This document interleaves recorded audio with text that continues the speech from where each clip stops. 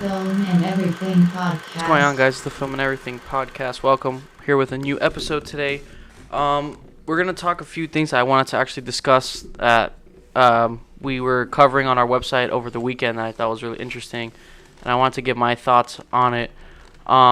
We are going to review Waves today, the A24 film from Trey Edward Schultz. He also did It Comes at Night. I don't know if you guys have seen that one, but it's really good. So that's going to be our review for today. The first thing I actually wanted to get into today was that we covered the Deadpool story about Disney, that the creator of Deadpool sounded pretty upset with Disney. The creator, Rob Liefeld, is that how you say his name? Rob, I'll tell you right now. Rob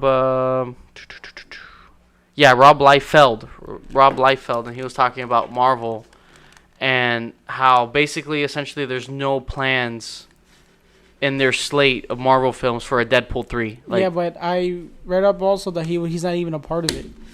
Yeah. No, but like people were saying, why is he saying that he's not even a part? He wasn't even part of Deadpool 2. Yeah, I don't know. So I don't know why is he saying. I think people were saying he's just saying that for attention. For attention? Yeah, because he wasn't. Because Ryan Reynolds just said that he just had a meeting with Marvel. Yeah, Ryan Reynolds has had a few meetings with. And also he's not in those meetings, so he doesn't know. So that's why I read up. Yeah, I don't know because. So I don't know. There's something weird there. Yeah, I'm sure he has an idea of what's going on. He's the creator of Deadpool. You know what I mean? Like, I'm sure there's a conversation there. He wouldn't just say this for no reason. I don't think so. And then I have his quote here when they asked him about the possible Deadpool or X-Force movie, you know, because that's where Deadpool 2 leaves us off in. He said, I don't know. Here's what people don't want to hear. But thank God I'm a realist. I feel like Deadpool, the movies have set sail. He later criticizes Marvel's plans for upcoming films. It's the first time I go, hey, Feige, did you even have a plan? Your plan was Eternals and Shang-Chi. That was your plan? Like, he's kind of like... I guess he doesn't like where Marvel's slates, you know? You see, and then he keeps going here. I blame Marvel that hasn't happened yet. They are the reason it isn't happening. Whatever conundrum or it didn't fit in your master plan, just commission it. Okay. If Ryan hasn't made Deadpool 3 by now, that's because Marvel hasn't allowed it to be. And there is nothing Deadpool related to Marvel's Phase 4 plans. If there was still a Fox, it probably would be coming out next year. I think that's what he's trying to say. That with Fox, that was their priority. You know, because obviously Deadpool movies are a hit. They probably would have finished. Like Part 3 will probably be out by next year. They would probably, with everything with the pandemic going on, I'm sure they would have had to stop filming. But I think by now they would have been either done filming or in the process. But right now I don't even think there's a release date. Because now they're trying to. I think Disney's trying to figure out a way to make them PG, to put them in the Avengers. They said that they weren't. Which, by the way, guys, if you want to read the full article, you can on our website. It's out. We have an article on it if you want to read more on that, because it's interesting. I don't think he would just make that up. I think that's actual frustration in the fact of the Deadpool movies are a hit. We had I think the first one was 2015 or 16, and then the second one came out like 2 years after. So you know they were like at a good pace. It was Fox. Disney owns them. So. Now with Disney, they, from what they said before already, they did say that it's gonna stay rated R, which I think is the smartest thing to do. Why would you fix what's not broken? You know. I don't trust them. But that's the thing. What if they're just saying that? Did you see Blade? Will come out first than Blade? I would hope, because I mean it's already been some time since the second Deadpool. They haven't announced anything on Deadpool. And their Blade, there was a picture of this guy in the costume already. Yeah. But obviously they didn't show the costume. They just showed him with the haircut and the glasses with the sword. Yeah, I don't know. So I think Blade is coming out first. And I think that's what Liefeld is saying. It's just he's like, if nothing has happened by now, then they probably, because the thing is, Deadpool 2, where it left off, it was setting up an X-Force movie. It was setting up a lot of things there. I mean, Ryan Reynolds probably already has a script done. Oh, I'm sure they have a story. So that's the thing. That's what's concerning here is Disney knows. They know that Deadpool is obviously a big franchise right now. The first two movies are huge hits. The second one was actually really good and made a lot of money. And Josh Brolin and the whole Cable. So they set up a lot. I think it's because of Josh Brolin. I think it's gonna affect something with Josh Brolin being in that movie. I don't know if it's that or if it's just that the idea of Deadpool being rated R. It scares Disney. And Deadpool is it's brutal. Like, I mean, his jokes are dirty. He breaks the fourth wall. It's everything Disney's against. Yeah, it's a raunchy movie. So it's like, how do you? They're probably scared of that. How do we? Especially how Ryan Reynolds is. Like, he likes. No, he said like he will not like. He's not gonna back down. If Ryan Reynolds feels like he can't make the movie like he won't. Like, I think he'll sit down as a character. Like, yeah, they won't do the character no more. Exactly, and Disney knows if that happens, that's it. But I feel like they're just scared. Yeah, I feel like Disney right now, they're just like, okay, we'll deal with Deadpool later on, because again, like what this guy was saying, it's not part of their bigger plans. Because I think they're trying to figure out, okay, what can we do with Deadpool where we keep it rated R, but we have to clean it up a little bit? If I was them, it's a tricky spot because you could make him part of the MCU, because he is part of the MCU, but no, he can't be part of the Avengers. Like, you could do that, but then you would have to tone him down. So it's either they do that or they just keep him in his own universe, own thing. But it's a tough spot. Because in Deadpool 2, he makes fun of the girl with the short hair. Like, he makes fun of of everything. Like, and the thing is, he makes fun of what Disney's trying to do. So yeah, and Disney's in a tough spot because they can either have Deadpool be in his own universe, how it is now with Fox, which they should. But then fans are still gonna be like, oh, how cool would it be him and Spider-Man together? Yes, that would be cool, but it won't work. It would be hard. Now, if you do let's say they do decide to do that and please fans to do that, then you have to tone him down. So it's like a lose-lose type of thing. Yeah, and then his combat will be super boring. Yeah, they would have to tone it down. Because it would just be like just a bunch of jump cuts. Just a lot of cutting. They would have to tone it down, and it would change the dynamic of what makes Deadpool awesome. Josh Brolin, I don't think that's a big deal because at the end of the day, he played Thanos, and it's mostly just his voice. I don't know how that works. It's mostly just his voice. You never actually see Josh Brolin, even though he looks like you can tell it's Josh Brolin. But they can get away with that. But I think their main worry is fans don't want us to tone it down, but they also want him in the MCU. But we can't make him rated R in the MCU. You can't have Deadpool, Spider-Man. I think have him at his own universe. Don't bring him into what they're doing now. Yeah, I think what they're trying. Well, this is what I think, but again, like from what he's saying, it's true. They haven't announced anything on Deadpool, and it's been some time already. All they said was he's gonna stay. One, right? Yeah, all they said was he's gonna stay rated R. 2018, so that means the new one was supposed to be coming out by now. The new one was supposed to be coming out. Yeah. So the situation they're in, because it's either keep him rated R in his own world or tone him down and bring him into the MCU. So, and if they tone him down and bring him into the MCU, then it's not going to be the same. And from what we had read earlier on, when they first purchased Fox, they were saying that, this is what I was going to say, I remember now. They were going to keep him rated R in his own movies and then have him jump in the MCU, but like PG-13 him in the MCU movies. So have him kind of toned for the MCU universe, and then when he's in his own movies, it's rated R. And I can see that working because he can even just break the fourth wall and acknowledge that or something. So that would be interesting to see. He can jump in, make fun of everybody for a bit, help them save the world, and then kind of just go back to his thing. And then that would be cool. I wouldn't mind seeing that because then we can see his rated R movies, and then he's also in the MCU. I think if they were to do that, that would be a the smart move to do because it does help promote their MCU movies. But from what Rob Liefeld is saying. And I don't think he's just making that up. I'm sure he talks to Ryan Reynolds or something, and they must communicate. He's a creator of the character, and he's probably wondering, hey, when is the next movie coming out? And I believe him. I probably do think that Disney right now is just kind of setting that to the side because they're probably more focused on the X-Men characters, Wolverine, who's going to be Wolverine in the near future, because that's still going to be a couple of years from now. I don't know. Let's see. Let's see. I love Deadpool.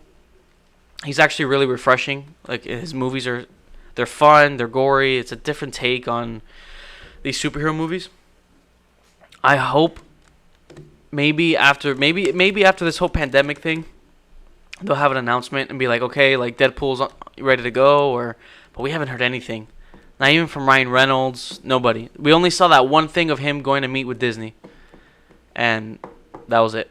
Another, I guess, like rumor that's going around right now is, I don't know if you heard about this, the Zack Snyder, the Snyder Cut for Justice League. Supposedly that he did like a private screening of his version of Justice League.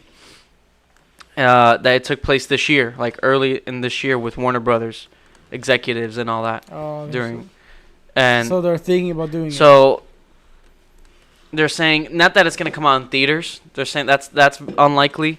I'm looking at our article here like on HBO Max or something.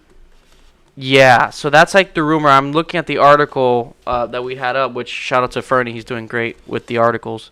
Yeah, he did a private screening with supposedly executives in attendance, and that he keeps saying it's done. Like, yes, there's some CG stuff that's not complete, but there's a lot of CG done. Like, the movie is complete, that he's tired of people saying that it's not, you know?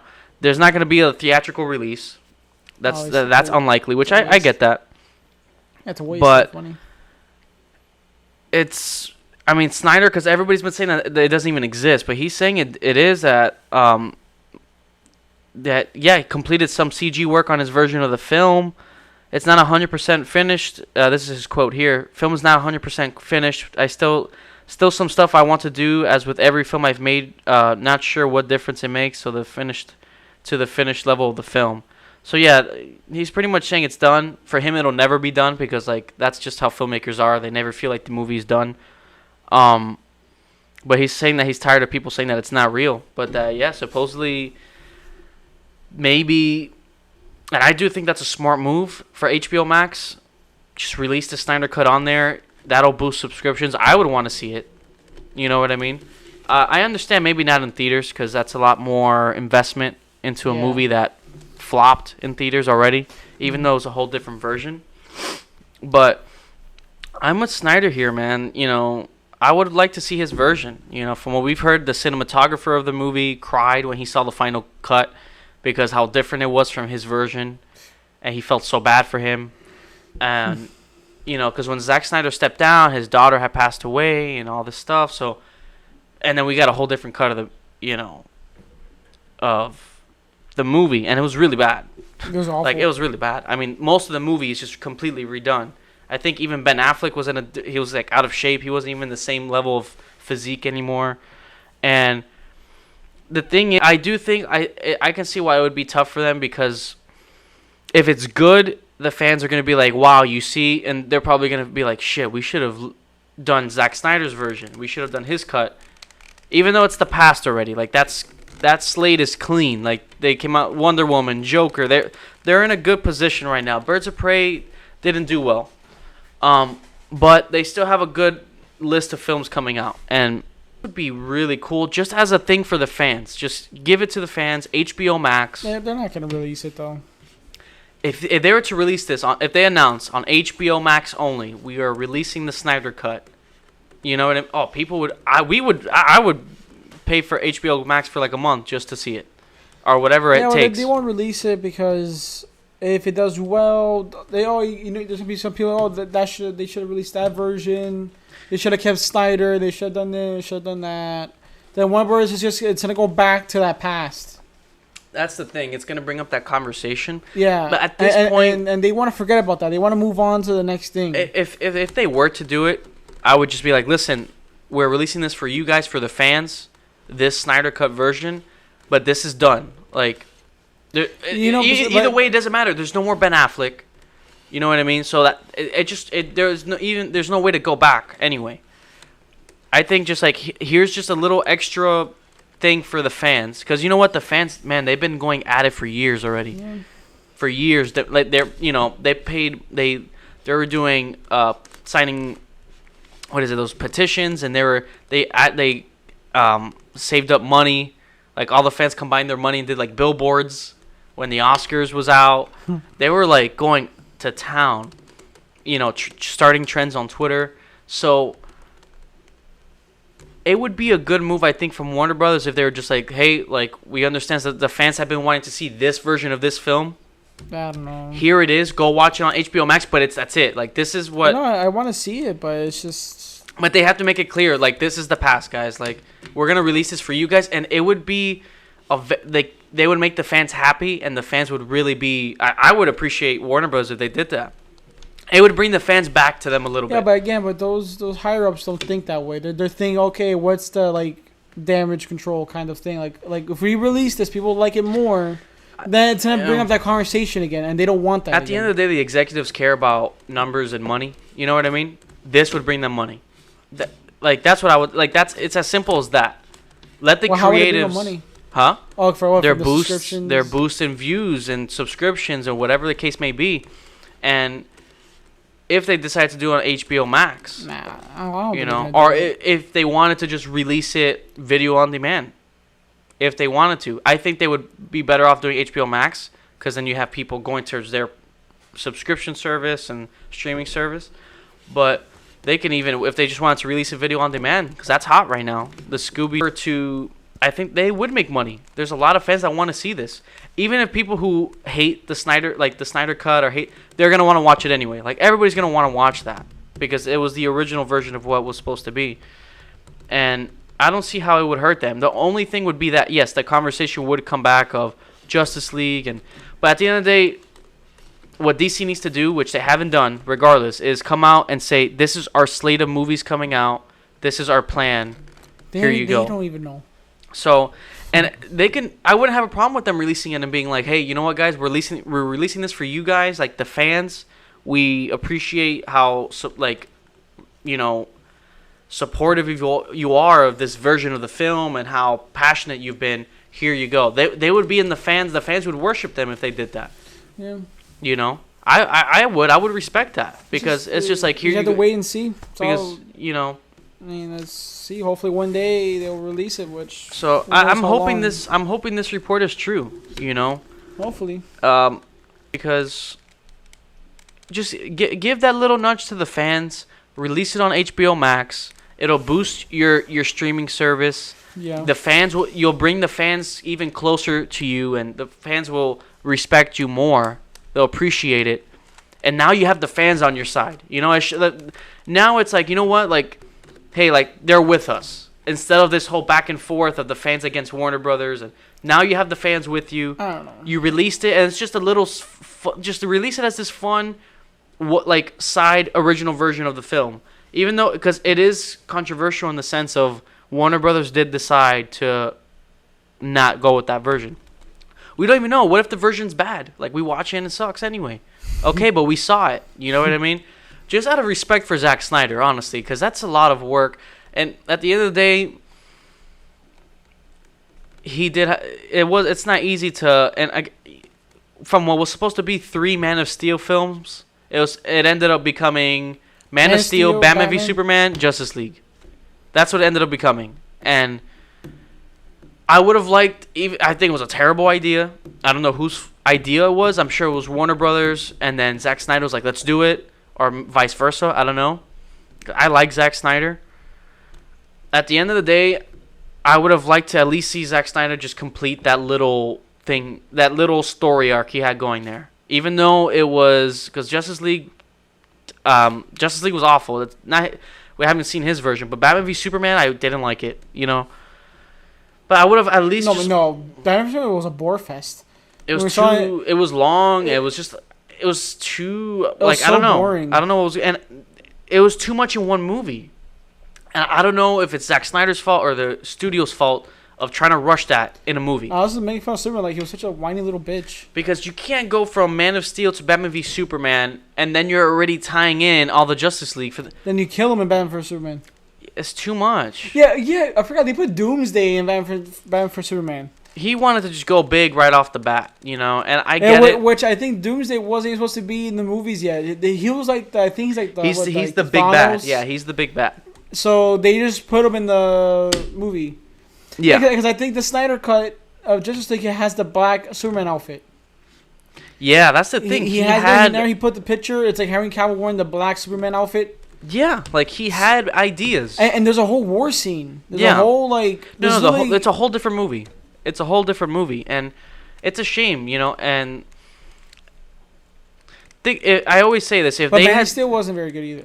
It wasn't, but if they had taken their time, right? Because I like Henry Cavill as Superman. I liked Ben Affleck as Batman. We liked Wonder Woman. We liked Aquaman. If they had actually just taken their time, if Justice League never happened, maybe there was a Man of Steel 2 to lead up to a Batman movie. Imagine if they actually took their time. By now, they would be getting into a Justice League movie. And who knows where they would be, because Endgame is done. Marvel's going declining. And they're still trying to do that Flash. Yeah, Flash is. I don't know what's happening there. Especially because I think he got in trouble now. He got the actor Ezra Miller. Oh, he choked some girl, right? He like. I didn't watch the video. But. Yeah, he attacked some woman at a bar. But he grabbed her by the throat. It was like fans, and they were annoying him, and they said something. But he was drunk at a bar, and he grabbed the girl by the throat against the wall. Oh. And it was on video. Well, like he was like. Yeah. Die! Yeah. So. Oh yeah, no, he's fucked. Yeah. So that doesn't. So DC's probably like shit. Yeah, he like once you do that. If I were them, and especially there's video of it, you can't really. Yeah, like, supposedly there was video. You can apologize, but at that point, recast them, get a new Flash. Flashpoint. I didn't like him as Flash anyway. Yeah, no, me neither. But you do a Flash movie, reset whatever you need to reset, and let's just get this back on track. Aquaman, Wonder Woman. Yeah. Shazam. I'm telling you, I liked Aquaman. It wasn't the best movie. It was fun. You know what? But what are they gonna do with that Amber Heard? Yeah, she needs to go. What are they gonna do with her? Because they've been quiet on it, but I think they're gonna just quietly just like get her out. Recast her because look what she did. She literally was like. I don't think recast her. I think they're gonna just do his next movie without that character. I think just recast her. Or just remove her character as a whole. But I say just recast her. That's it. They would have to. Because I'm gonna be honest, like that's shitty. Yeah, you can't. Everybody was going at Johnny Depp and like get him out of Harry Potter. How dare he? And then it was actually reversed, and then everybody kind of stayed quiet. Yeah, no one talks about. Now you got to apply that same attitude towards her. Like it ended up turning out that she was the. No one doesn't say anything. So I'm sure they will. They're just staying quiet on it. Well, she should. Because there's audio. In there, I was training. There's everything. Yeah. There's like audio of her, like you hear it, and then like you see Johnny Depp like in like the red carpets and stuff. He was like afraid. Yeah. The guy was literally being abused. It's pretty rough. It's pretty sad. And I think like sad. Even like two other women, I think it was Winona Ryder and someone else saying that like Johnny Depp was like the nicest person. Yeah. And then he had a drinking problem. Like they were using his drinking problem. It was a mess. It's like she literally like turned it completely. Yeah, that's crazy. It did. It flipped on its head. So everybody was kind of like, "Oh." Yeah, everyone stay quiet. So I'm sure Warner Brothers knows that already. So, and there's like literally evidence. But because if she's an Aquaman too, that's pretty like shitty. Yeah, no. As it is, there's no Aquaman for a while. There's no. Let's see. Yeah, I don't know. Let's see. I'm all for the Snyder Cut though. HBO Max, make it happen, man. Just make it happen. I just don't see. It just benefits them in every way. You're bringing the fans closer to you. You're gaining the fans respect, and you're gonna make money off of it. Like people are going to watch it. I don't know. Like you can talk about all you want. It's just a waiting game. It'll happen. It'll be a big deal when it happens. People, that's gonna be all over the place. People are talking about it already. So play or something like that. State of play for Ghost of Tsushima. Yeah. Right. The game 20 minutes of footage. Looks pretty like crazy. Like the game looks beautiful. Like it's like the closest thing I think we'll get to like playing in a samurai movie or something. You know what I mean? It even comes with a filter where you can play in black and white with film grain. That's badass. Oh, and it's so you can get that feel like you're in a Japanese movie, like Japanese like classic Japanese samurai movies. Yeah. Like you see like the film grain coming in the game, which is actually pretty impressive. Badass, for a game to do that. That's gonna be and black and white. I saw people were saying I'll play in Japanese, like playing the Japanese like. It would be cool. Just to make it more. you're like really immersed. Yeah, because I always think I actually want to hear like the English side of the voice actors because it's always like that type of thing. Yeah. People are saying it looks like it's gonna be a contender for Game of the Year. Well, considering Last of Us, I went to Last of Us 2. Yeah, Last of Us is still going down. There's more articles coming out, more confirmation on stuff, and it's a shame. But Ghost of Tsushima, and I think that's why Sony... Cyberpunk, I trust CD Projekt Red, but again, we just don't know how that game is going to turn out. I think it'll be...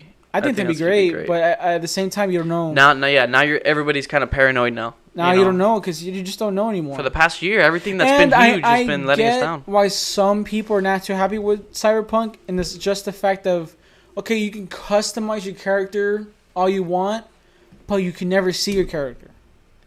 Right.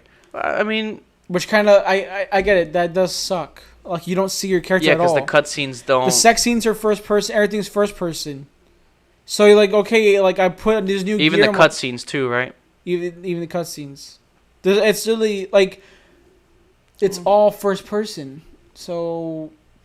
Yeah. And I think sometimes it goes into third. I think. I'm not too sure, but I think it's literally all first person. Even the sex scenes, which is gonna be really weird.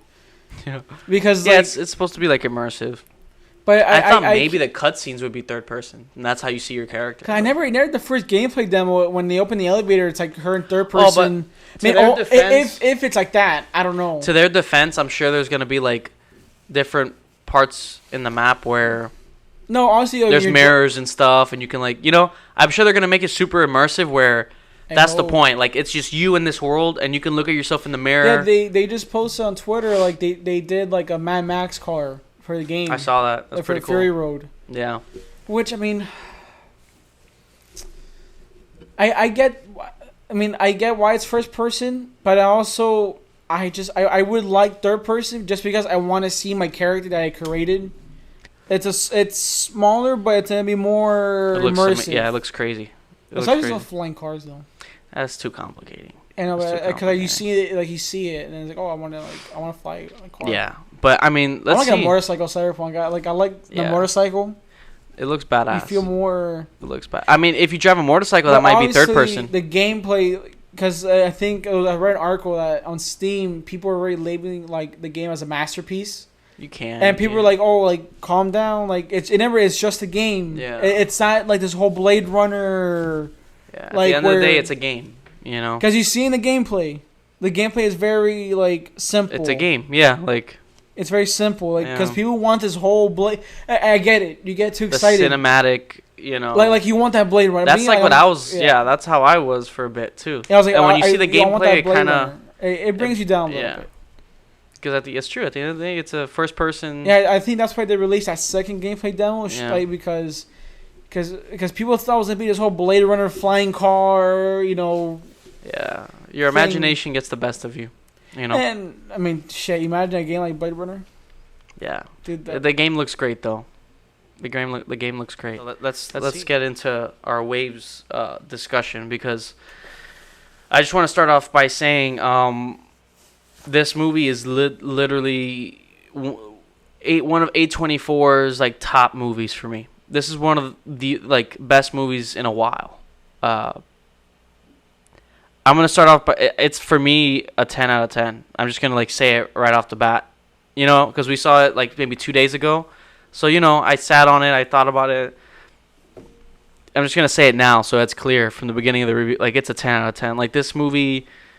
I can't recommend it enough. Trey Edward Schultz. I haven't seen his first movie. I forgot what it's called, but his second film is It Comes at Night.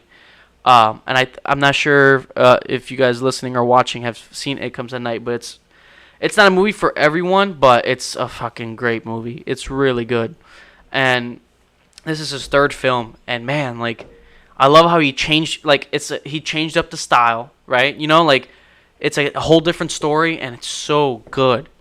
And Trent Reznor, Atticus Ross did the soundtrack, so you already know that was fucking amazing. The acting is... It's the same kid, the young kid from It Comes at Night, plays... what was his name? Tyler in this movie. And what's the guy's name from This Is Us? The dad who plays the dad. Sterling K. Brown. Sterling K. Brown. He's like, when he's in that when he's In that zone? when he's in the scene, he just takes over the scene. You know what I mean? He plays this like really strict, strong dad I perfectly. think he has the same thing in This Is Us, right? I don't know. I think he has like the same type. I don't know, but he was like really good in this. Like everybody in this movie is really He good. got jacked for this movie. Yeah, and it makes sense. I can see why. Because I never saw him in the Oscars. He was super skinny. Yeah, he got like super jacked, And it makes sense. It makes sense. I was like, wait, when did this guy get jacked like this? I mean, the whole cast is just amazing in this, and I don't have all their names, but the mom looks familiar. Yeah. I just don't know where she's from. they're all amazing. Lucas Hedges is in this as well. He's like in every movie. But I want to start off by saying our last podcast, I talked about Euphoria and how I picked up on the style, what it was trying to do, but that I just wasn't really feeling it. I felt like it was trying to do it, but it just didn't click with me. This movie, for those of you who enjoyed Euphoria, watch this movie. And hopefully you'll understand what I mean about Euphoria. Because when I was watching this movie, I would say like the first half of this movie. Maddie's in it. Yeah, Maddie's in it from Euphoria. And she's in this movie and she happens to play a cheerleader the same. Yeah.